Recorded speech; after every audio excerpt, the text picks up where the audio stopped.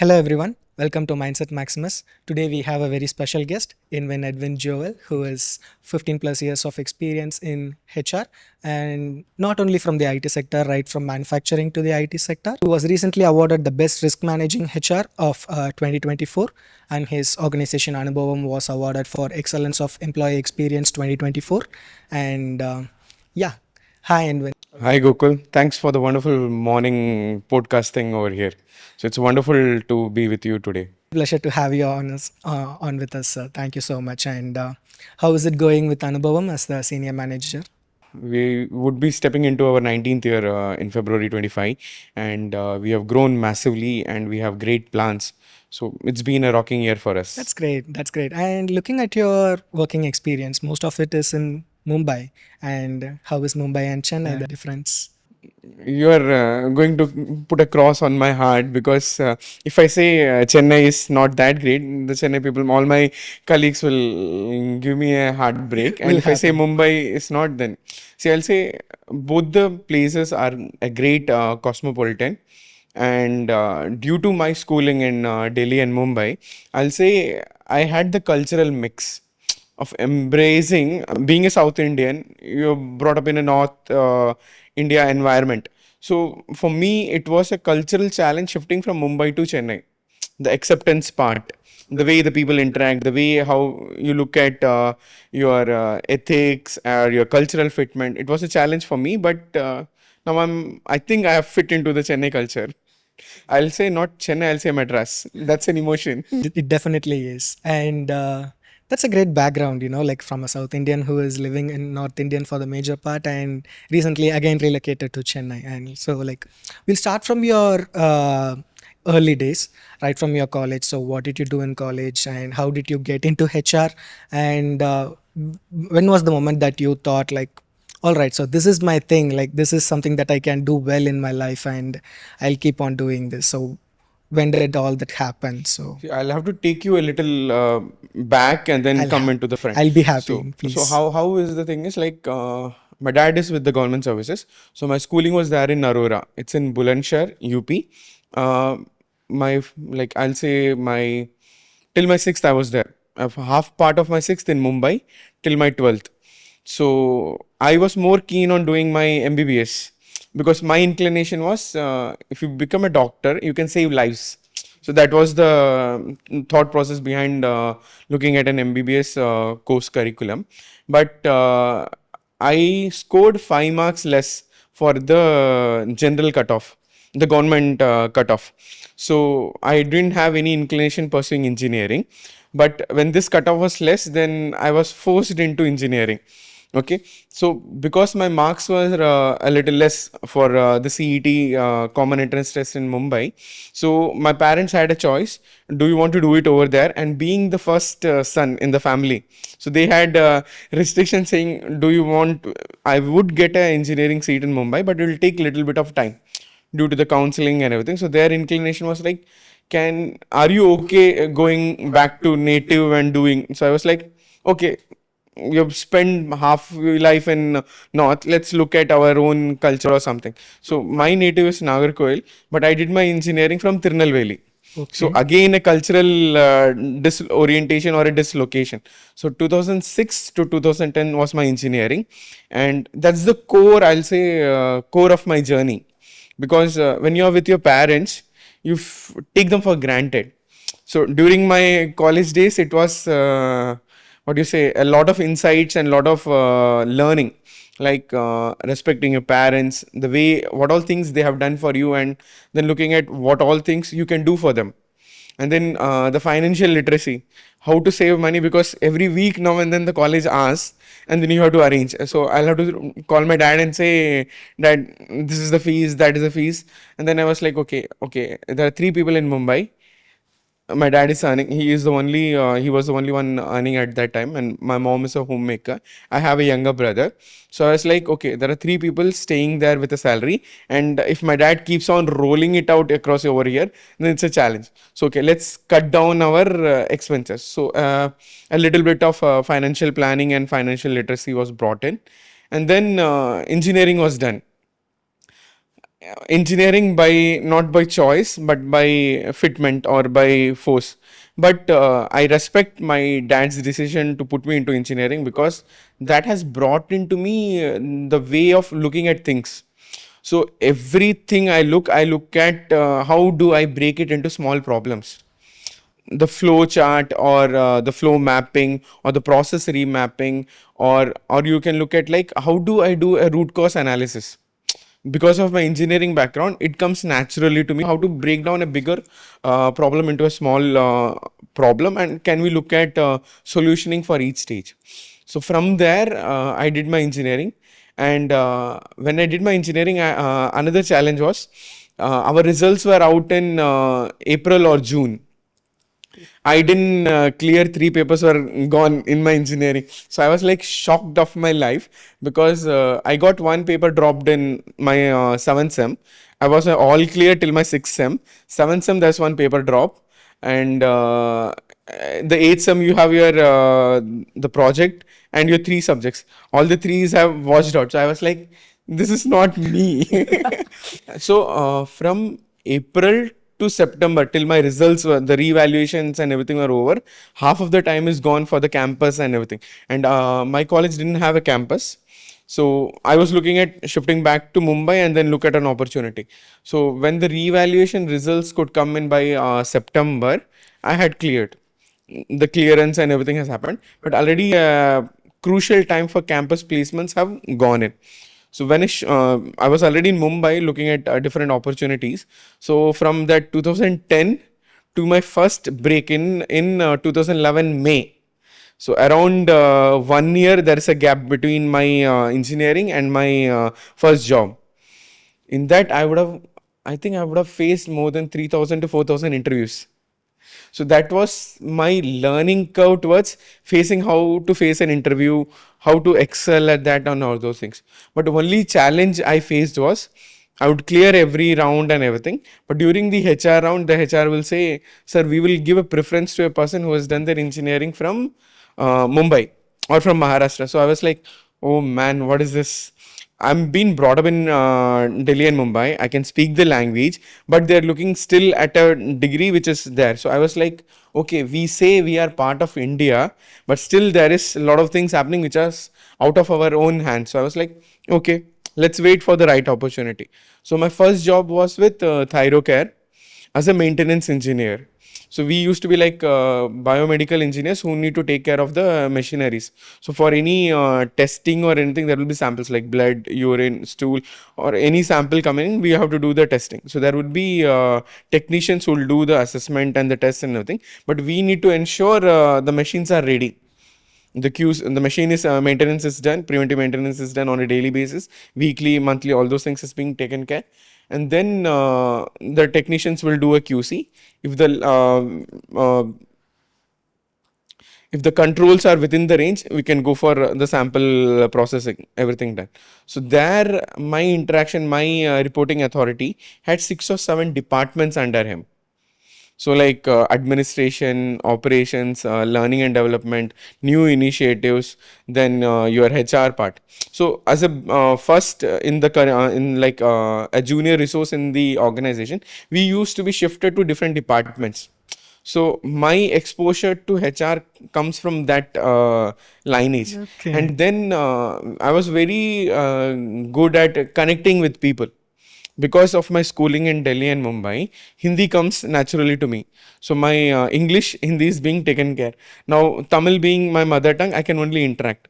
And Marathi I learned as my third language, and Malayalam I can interact. So 5 languages I can interact. So my thing was like when you interact with a person in his own mother tongue, he feels very warm, and he feels being able to connect with that person on a higher realm. So using this languages, I was like, okay, let's connect with people and look at how we can provide a solution for them. So from there, the transition into the HR space. My first break in came as a like senior administration executive, or then Goodrich was the first break in where I joined as a HR executive. So I've seen you worked as a senior manager or a senior administrative operations staff, and then you are shifting into the HR space. The transition was been very great because I challenge the HR people on their basic rules itself, because I'm not a traditional HR looking at the talent acquisition and everything. I've come the other way around. So I always challenge them, why this? Why it has to be done this way? Because of my engineering, I'll question them. So it becomes a challenge for them. And if you look at my entire profile, I have hopped different jobs. So it becomes a challenge for me to sell my own value proposition to other people, saying the traditional HR looks at like, you have jumped a lot of organizations, so how do you explain your stability? So I say to them is, are you looking at stability and the person not doing a work? Are you looking at a quality of work, or a variety, or a adaptability, or a resilience to the work culture? So they are like little challenged accepting the realities. That is something that is really helpful, like for a lot of people who jump jobs for different reasons, like it could be of anything, but the perspective that you put it in the same problem, it is like completely different. Please go on. Okay, so my thing was like, I wanted to have exposure of all the industries. So if you look at my career, the first was into diagnostics, second job was as a sales, as a medical rep. So going on field and selling, that was the value proposition. The third was into IT. The next one was into shipping and logistics. The fourth was also logistics. Then I also worked in social sector. Okay. And the biggest risk I had taken was, I was married, and my wife wanted to pursue her higher education. She's already a postgraduate. Then she wanted to get into the teaching line. So I said, let's look at a possibility if we can get you enrollment for a B.Ed in Mumbai. But there was a delay. Her certificates and everything has to come in, so there was a delay, so she could not get her seat in Mumbai. So she pursued her B.Ed from Nagarkoil, and that time I had taken a break from my full-time job, married with a kid, taking a risk from like earning something and coming to zero. That was the biggest risk I had taken. And during that period I had pursued my post graduation in HR. I didn't want to pursue my post graduation because my thought process is like, being brought up in an Indian culture and an Indian family, you have your ethics and your cultural fitment is there. Exactly. And when you have two or three siblings, or you have a big family, or your family friends and everything, it's always like you share and care. So I Exactly. believe management lessons are being rooted in our Indian principles. So I thought, let's not do an MBA. But when you look at your career progression, if you don't have an MBA, you are not given a seat on the table. The next designations depends on your post graduation and everything. So only for that reason I had to do my MBA. Exactly, exactly. And you did mention about having a gap year in your thing. Like typically when HRs look at their resumes, they kind of have an ick. I mean, like it doesn't have to be a very weird thing. Like everyone has their own lives and personal circumstances, but that gap year still gives an ick to a lot of HRs. And you being a HR, you just gave a very good explanation on how you would handle it from a candidate point of view. So that is great, and congratulations on your masters as well. And Thank you. yeah, so like, what do you think is or like the essential skills to be a better HR leader? Like as you mentioned, like just like your journey, no one like gets into HR saying that, or right from their childhood like thinking that I will become a HR one day. We just get in by accident, a lot of people. And a lot of people maybe after their undergraduation think that okay, maybe I'll do an MBA in HR and then I'll look out for HR opportunities all around, like like that. Like that's just how only after their 20s people choose to be a HR.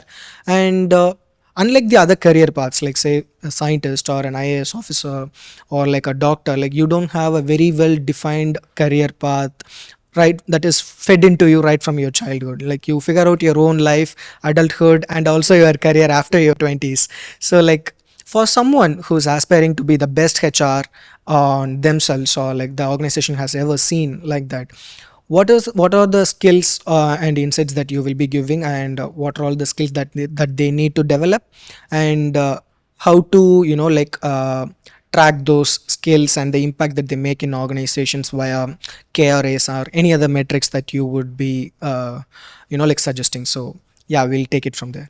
Okay. See, first the issue is our parents come from a generation where there is no career planning, right? So it becomes a challenge for our parents or our seniors to explain the career progression for anyone. So when I did my 12th, it was like only engineering or an MBBS. There were the two wings, either medicine or as an engineering. So I didn't have an option saying, okay, HR is also a profession. Okay.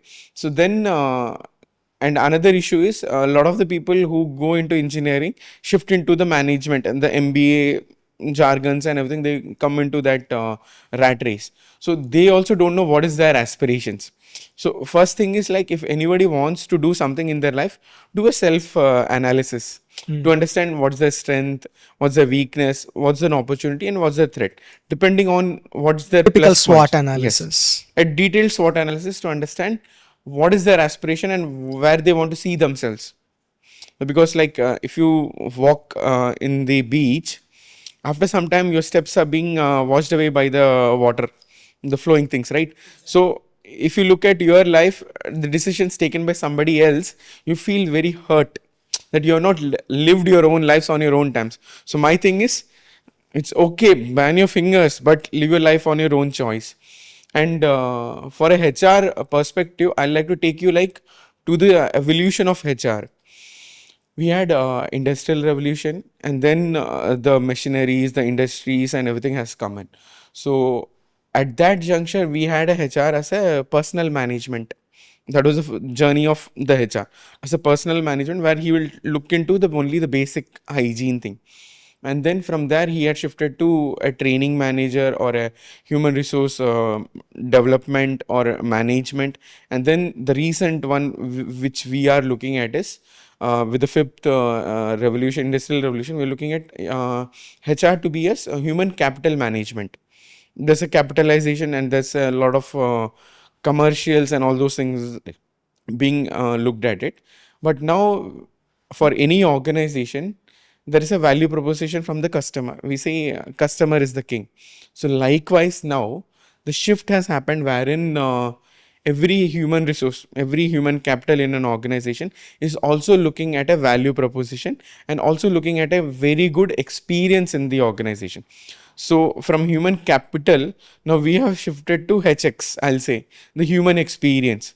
So when a HR can give that kind of an experience to the candidate or to the people in the organization, he becomes a great HR. So from a traditional HR, you need to look at empathy, your resilience, adaptability, then looking at embracing different cultures.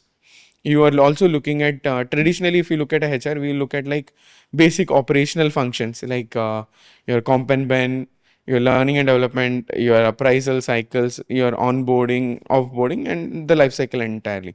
Now we are looking at what all experience we can give it to the employee during his life journey. We have also like a lot of companies now has like alumni management, wherein you have like the people who have been with the organization and left, they connect and reconnect. So that's how you look at a positive brand building. So now HR has become the value proposition wherein he becomes the Spock or he becomes the employee brand proposition, because he's not only selling himself but he's also selling the organization for the perspectives, and he has a say on the table, and he has to embrace diversity, equity, and inclusion. So a person with a basic understanding of how the HR operates, one who can look at empathy, adaptability, consultative approach, then being authentic, and a very good communicator. More than a communicator, we are looking at a very good listener. A HR has to be a very good listener, because he's looking at every resource in the organization with empathy and with a pride that he has brought in. And usually I had the thought process like a HR is like hire and fire, but it's not like hire and fire now. It's like how we are embracing and accepting the change. All right, all right. That's That is really great. And you did mention about HX, like the human experience. Like, could you elaborate on that a little bit? Okay, so a candidate has to shift into a employee. So you will have like two or three process in that. So one will be like your pre-onboarding, your background verification, and onboarding. So there will be three or four touch points. So if you give a good touch points to them, they feel welcomed. See, he's coming from a different cultural fitment of an organization. He has to come into your organization with the same culture, because a cultural fitment becomes very critical for any resource. See, if you look at recruitment or a talent acquisition, we look at skill, your knowledge, skill, and attitude, and aptitude. Attitude and aptitude, very difficult to groom in. Your knowledge and skill can be groomed in. And if he has the right attitude and altitude to grow, we can take him on board. That's what I believe in. And every organization believes in that basic thing. So in candidate to employee conversion, there are three touch points. So a good human experience, like you can welcome him. What's the cultural fitment would be there? What would be his role diversification? What is expected? What all our basic rules and regulations in the organization? What's our BGV process? What's our different allowances or different benefit plans which being given to him, so he feels being welcomed in the organization.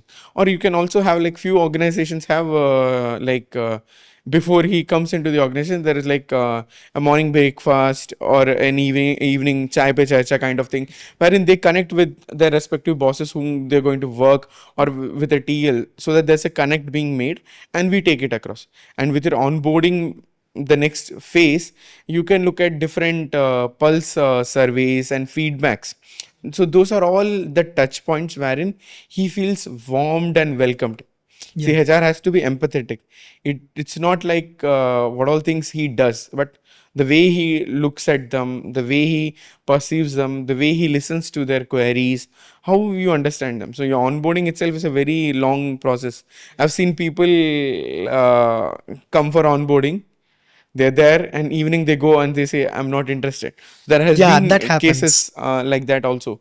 So how you keep the vibe running in, because you're looking at different generations, the aspirations of different generations are different. uh, I'll connect it to the selling point, like what is need, what is want, and what is your desire. So if you can map these three things for the generations we are working with, it becomes a good fitment. Yeah, that is really great. And you are saying like the human experience starts even before the employee joins, like Joins, right yes. from their when they apply and they become a candidate on us. So like that would really help with the closing to joining ratio, like for a lot of organizations that I have seen, and most of the HRs complain about having a very high difference on like the offers that they release, but the joiners are not there on all those things. So I think this could be a very good thing that every organization can implement in their respective organizations. So since we talked about like getting people on board on talent acquisition, how hard it is to acquire talent in today's world, like tech talents or finance talents, for like they are typically very tough to acquire for an organization. But I think like these days, like the attitude of the employees and even hiring semi-skilled employees is becoming like very tough to a very tough job to do. So like how do you see that, and what are all the like like any kind of measures that you have implemented so far, or like anything that you have used so far, like we'll talk about that, like.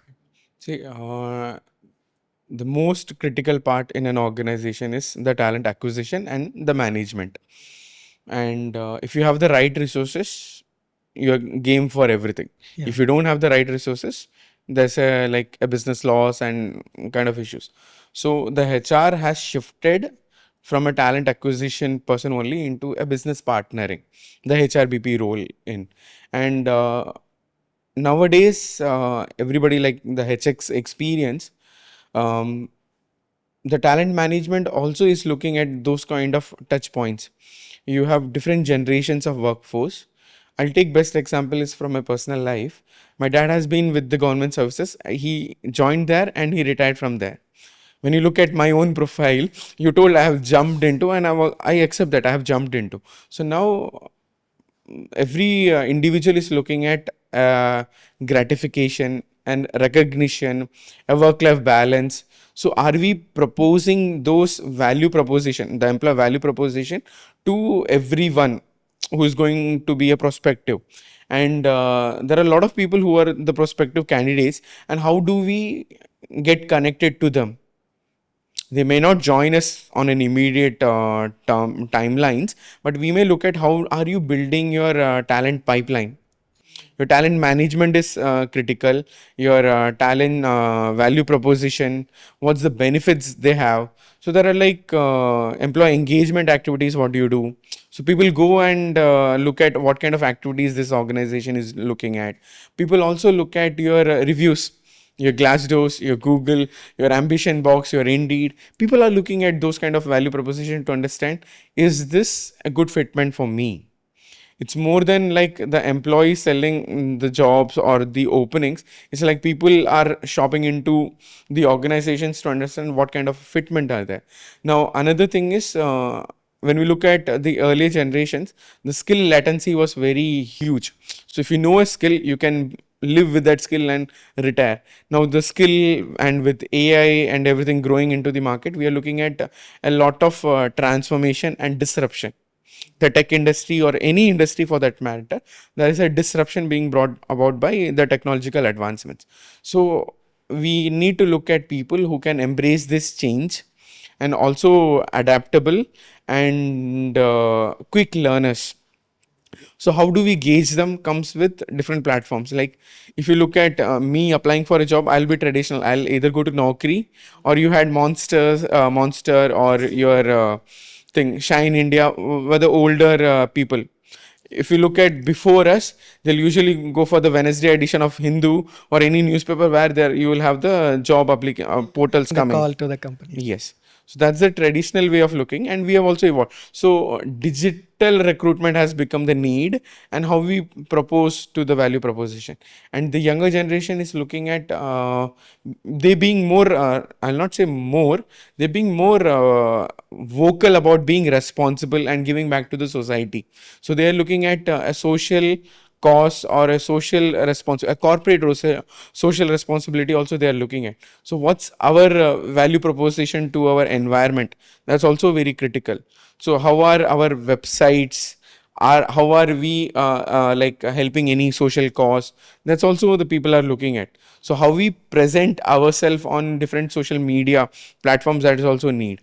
And if you look at half of the Gen Zs being available in Instagram, we have also have to shift our job boards from LinkedIn to social heads like Naukri, like Facebook or Instagram or your X, so that you have the same visibility. Another thing I would suggest is, what communication you're putting in a traditional way has to match in the digital way also, because it has to be the same communication across. Yeah, like we did speak a lot of things, topics did came up like work-life balance and like handling different generations and all those things. Like talking about generations, I mean, like with your 15 years of rich experience, you would have like, got to interact with a very different kind of people of different generations, right from your beginning to till date. And what is the difference that you see in terms of like the workforce of these different generations? Minimum two, maximum three, maybe like. I think I've reported to seniors who have the traditional mindset. So for them at that juncture, it was the stability.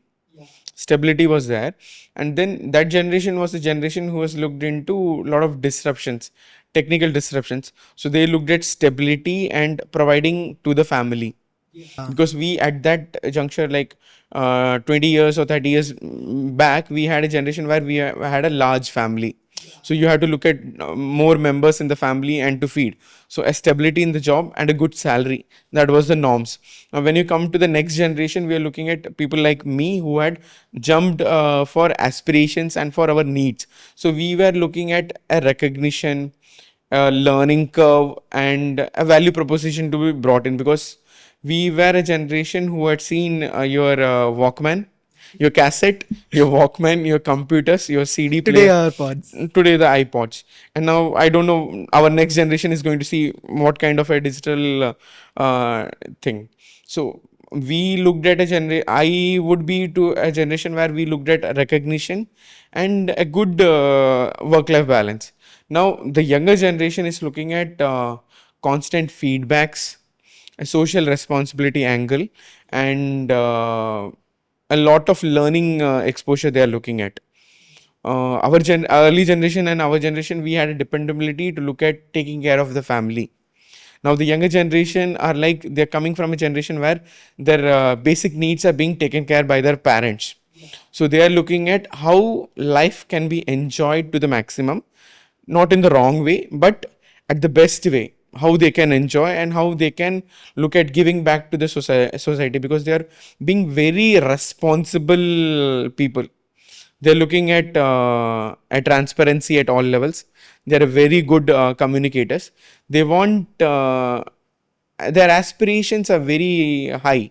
So how do an organization look at fitting those aspirations into the job becomes a challenge. Exactly, exactly. Speaking of which, like a lot of organizations these days are facing a high level of attrition among the Gen Z freshers that they hire, and the younger workforce that are like getting into the job market or getting into the workforce right after their college still treat the professional workspace as how they like handle their school or college and all those things. So like and increasingly a lot of HRs and managers complain about handling Gen Z employees is very tough. We would rather have a very older employee comparing to like these freshers.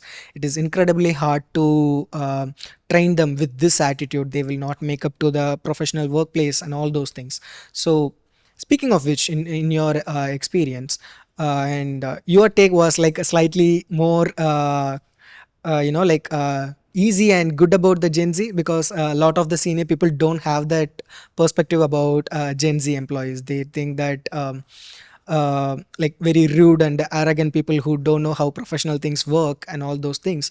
And you mentioned about transparency and the authenticity that they are demanding, which the previous generations didn't like think about in the first place. So like moving on that, like how is it easy or tough to handle Gen Z employees, and do you have any tricks or anything that for the HR managers to handle? See, there's nothing like tricks or anything. It's very simple. The HR being coming from different generations, they need to have an adaptability and a resilience. They need to be change agents. And how they are embracing change. See, they have also grown and evolved. We didn't do the great job which we do now in half an hour earlier. We also had a learning curve. So accept that thing from our younger generation. And another thing is, we are stereotyping them as Gen Z, Gen Z, Gen Z. Yeah. Don't do that. They're also human. Accept them as a person. Look at them as your own extended family. How you can bring in your culture, because we always say Aditi Devo Bhava. Are we practicing that? That becomes a challenge. Now, getting a resource into the organization is difficult. Handling and retaining them becomes a doubly challenge for everyone. So now my take is, don't stereotype them saying that. I know they are a little bit more casual about the work and the thing. Don't be rigid with them. Give them the flexibility. Give them the task and they'll give you, they are very task oriented. So if you give them a task which is very challenging for them, they'll get it done. So give them a good challenging role, a good their TL has to be more uh, he will find it more challenge, because he has to look at this generation, because he will have people who will report to him, yes sir, and he will have people who, this the younger generation will call him by name. So adapting to that change becomes a challenge. Leave behind your traditional mindset, look at growth mindset, accept them, embrace them, and then give them great challenges. We talk about diversity and inclusion, right? How many of the organizations say we are accepting that, and but for the sake of doing that, we can do like, we can say like, we are also a diverse and inclusive and organization. But are the people, when we have a different person being brought into the organization, are they looking at acceptance? Yeah. That's a huge challenge, because for your annual reports you can say I am a DNI organization, but are we giving the space for him to nurture and learn and grow in the organization? That's a challenge. I've seen a lot of people say, organizations say we are in DNI, but I've not seen a ramp built. Exactly. We have schools that we don't have a ramp, and you're saying we are inclusive. No, I'm not targeting anyone, but we have to look at how are we embracing those challenges. If there is a differently able or a God gifted children, how are we looking at getting a society for them? How are we looking at an inclusivity for them? I'll connect you to Society 5.0. In Yeah. Japan, we have a Society 5.0 concept, wherein the generations now, they are getting old. So they need to have a younger generation who need to take care of them. So they don't have a younger crowd. So they have connected all the equipments and everything with IoT, so that they can get helped. Oh, So okay. when you look at the manufacturing sector, you can look at smart manufacturing, where your IoT is Internet of Things. Basic example I can give is your Alexa, right? So now you also have fans which are controlled by this IoT devices. You got Atomberg, I think, giving with a remote kind of a thing. We when I was a child, I was fascinated with the tube light, where you clap and then the light goes off and it comes on. So that's the technology for me. But now you're looking at Alexa switching on everything. They had built in an ecosystem where the old people can also live in with the same respect and everything. So advancement in technology has to be looked at. Is it a boon or a bane? So how do you adapt to it and take it over? So my take on the HR professions and my friends is that embrace the younger generation, because they are the future.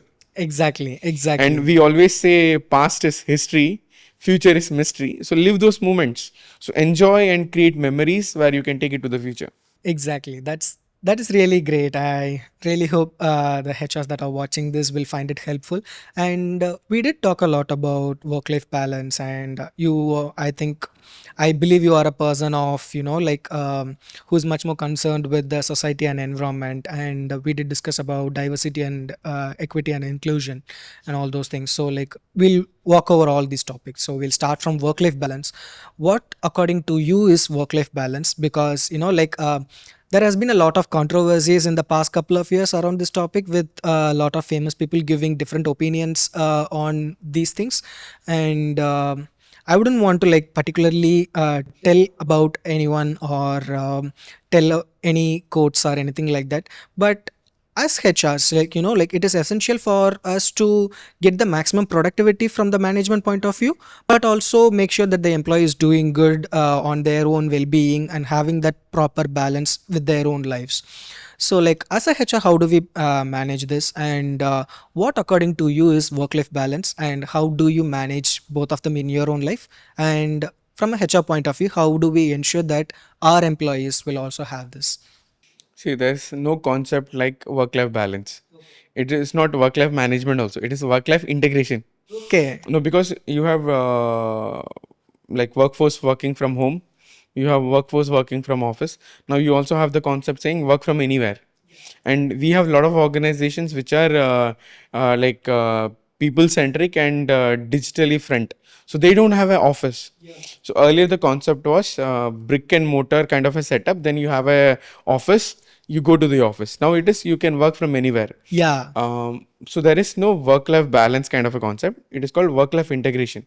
How you manage your work, how you manage your personal life, and there's a very thin line between personal and professional, because there is a lot of social interactions and connectivity. There's a very thin line. So how we ensure that thin line is maintained is on our own, because you need to maintain your personal life and your professional life, because aspirations have changed. Generations have evolved and our aspirations have changed. Now, the younger generation, we are looking at more of self actualization. We are like the Maslow's Buddha and Maslow's hierarchy. We are looking at the higher realm. So they also looking at a higher realm. So how can we give those things? It becomes a challenge for every organization, and I would look at it like not everyone can do it, but let's embrace giving plus and minus over here and there, because you can't be good at all the places. You have to manage. How and best way to do is, are you a good timekeeping person? The time management becomes very critical, because your presence has to be needed in office, your presence has to be needed in your home. So how do you prioritize your task? Yeah, Most important, very critical, crucial, or you can let go for another day. That defines how you take on your task. And Wycliffe integration has to be taken care.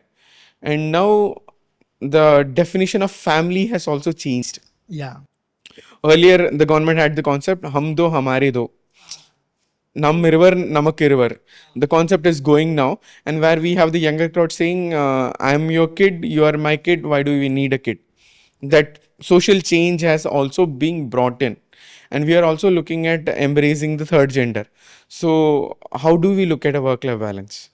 It's a big question mark for every organization, and what HR can do is look at the employee engagement perspective, employee well-being, wellness programs, wellness breaks.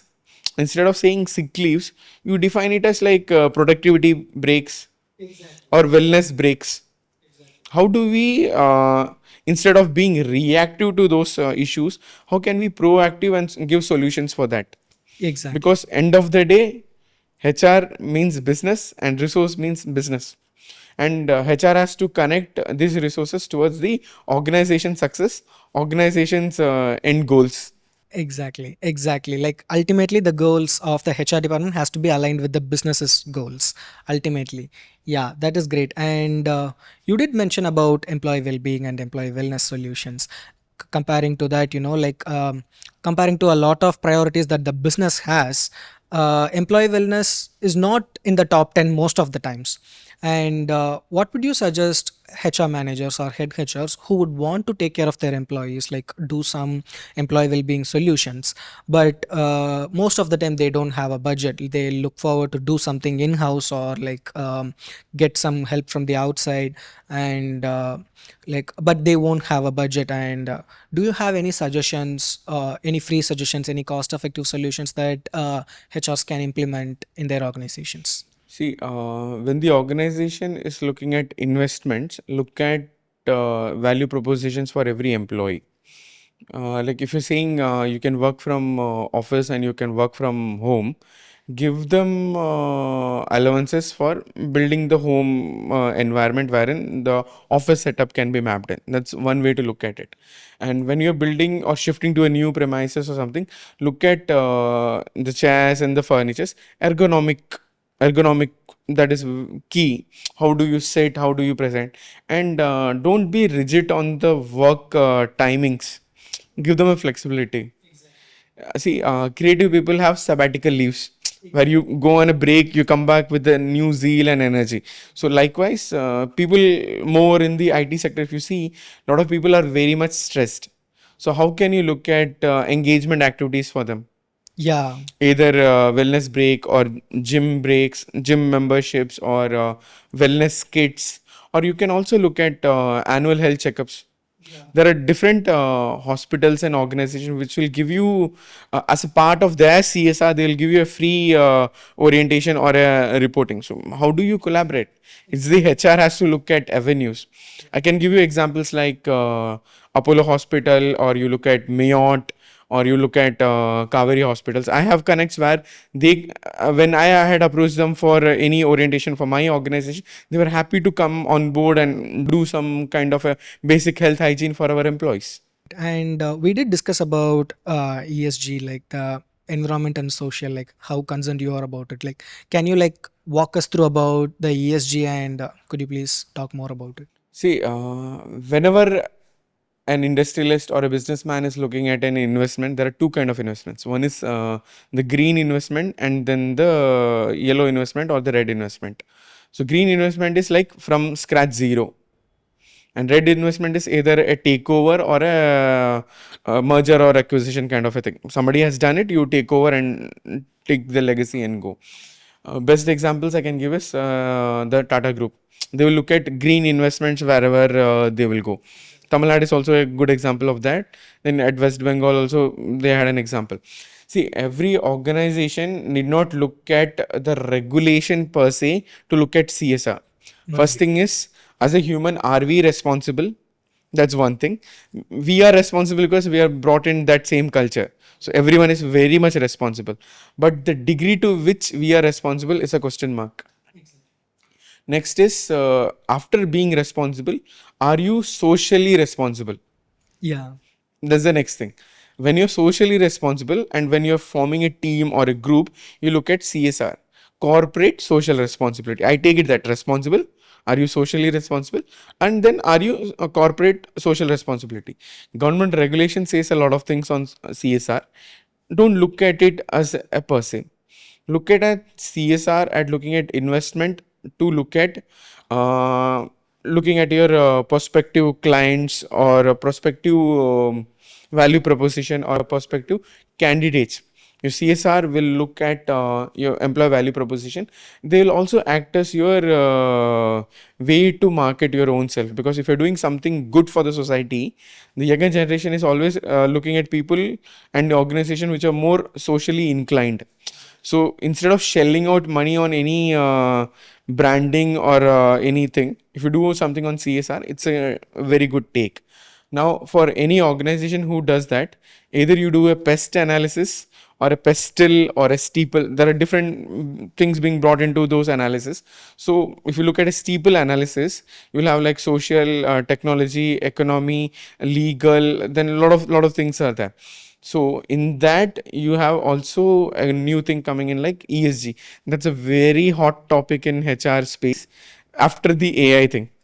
After the AI thing, ESG is a very critical thing, because everybody is looking at carbon footprint, carbon trading. But if you want to look at all these possibilities, we need to look at why was United Nations incorporated after the two world wars? What was its role? So United Nations for the millennium, they had created millennial development goals, Yeah. and we failed miserably in that. There was a Paris covenant. We did the millennial development goals and we failed in that. So from that, the UN had brought in 17 sustainable development goals, and we are looking millennial development goals failed because there was no take to who is responsible for what. In sustainable development goals, there are 17 goals, and there is a responsibility who will be responsible, and there's a framework to there who has to do what and how it can be done in. So there is more of a governance being brought in. So when you look at this sustainable development goals, ECG also becomes a part. You're looking at environment, social and governance. So every organization has to be, governance means the rules and regulations, basic hygiene has to be maintained. Environment, because from there only we are taking a lot of things for our business and everything. So are we giving it back to the society back? That's the thing. Societal norms, we are looking at bringing in a better culture fitment, plus a better the walk of life, or I'll say most cost effective way wherein the life standards of people are getting increased in. When a HR wants to implement something, they have to go through this multiple steps of approvals from CFOs, from CEOs, and all those things. And as much as it is easy for the business requirements, when a HR proposes a preventive measure, say for example a wellness program or a special learning and development program for the new hires, it is very hard to get approvals as a HR lead. Where you'll have to propose a proper solution, a proper vendor, and get the budget for it. It is all like very difficult for every leaders, every business leaders, but typically when it comes to HR leaders, it is a even more difficult thing compared to a sales leader or a marketing leader. So my question around here is, when a HR wants to improve something, like ultimately it is going to hurt the business if we don't take preventive measures. Say for example, if we don't invest in a proper training and development program, the new hires, it is going to result in attrition, and we'll again have to invest amount in talent acquisition, which is going to cost us again money and time and all our resources, everything. So most of the time I see businesses who can't who say that they don't have budget for these preventive measures, but again shell out a lot of money in the For the wrong reactions reasons. for the wrong reasons. Yeah, like around some 10-20 percentage of the amount that they spend in talent acquisition or their employees leaving for other health reasons, somewhere around a very little amount could be invested in preventive measures. I'm definitely sure that a lot of HR heads do know about this, but when I spoke with several business leaders along HR and other departments, they said that uh, a business leader did tell me that, like, HR is like the least priority that we have.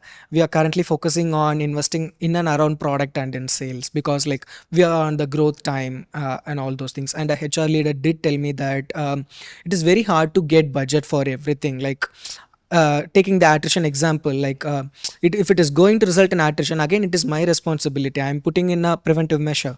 So what will you advise for HR managers and upcoming HR leaders on, like, convincing the CEOs and CFOs on getting the budget for the preventive measure that they want to implement? Okay.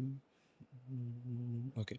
So the generation now, the HRs are from not from the traditional mindset, and earlier traditionally HR was looked at as a cost center. Now HR is business. HR is the business. So the HR has to give in a value proposition saying not as a cost, or first thing is, don't treat anyone as a commodity. Don't add a price tag to everything. Bring in what is the value proposition they bring into the table. See, for example, there used to be jokes saying if you don't train a person, he will. If you don't train a person who is there with the organization, there's a loss incurred because he's not trained. And if he goes, you incur a loss towards the recruitment cost and the time and everything. So it's always good to invest on your own internal resources so that they are upskilled. See, another best example to look at thing is, I can say, like, if your competitor takes 3 of your employees, the great employees, you should be feeling proud saying your organization is growing.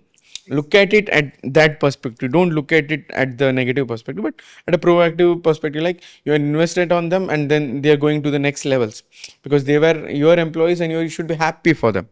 So when a HR has to go to a CFO or to a business leader for approvals and everything, don't go and talk anything.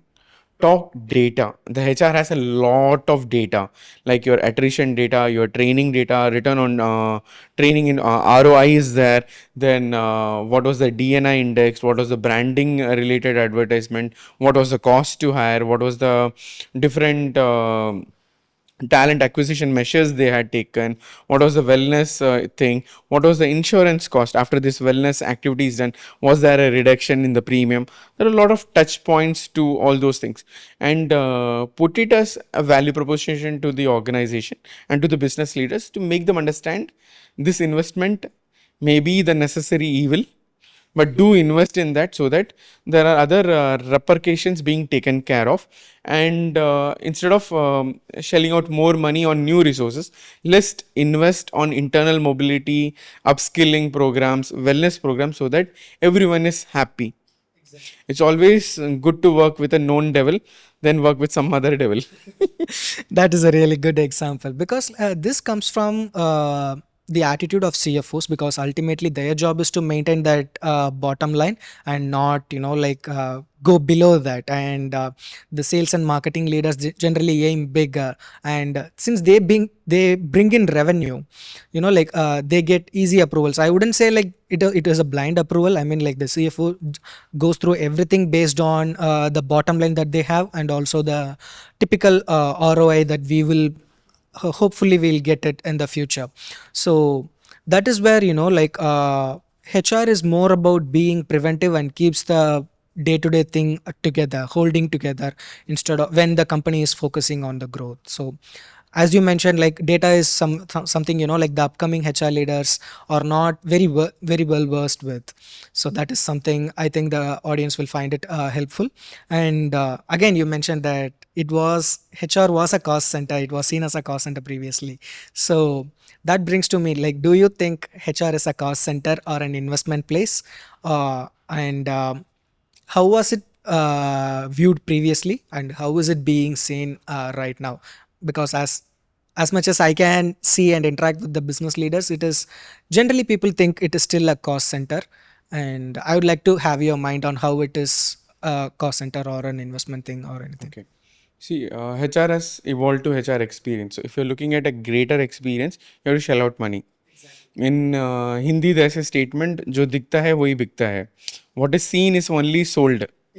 Right. So the pomp and show has to be there everywhere when you're looking at a branding and when you're looking at a employer branding. So if you want employer branding, you have to have that value proposition. So how can you bring in when there are commercials involved to that? Now, HR is not now the cost center. People have understood that because if there is no resource, there is no business. Exactly. So that understanding has been brought into all the business leaders and they are aware. So they are open to budgeting things. Only thing is, how does this HR bring that value proposition and speaks the language of the business plus with the data to it?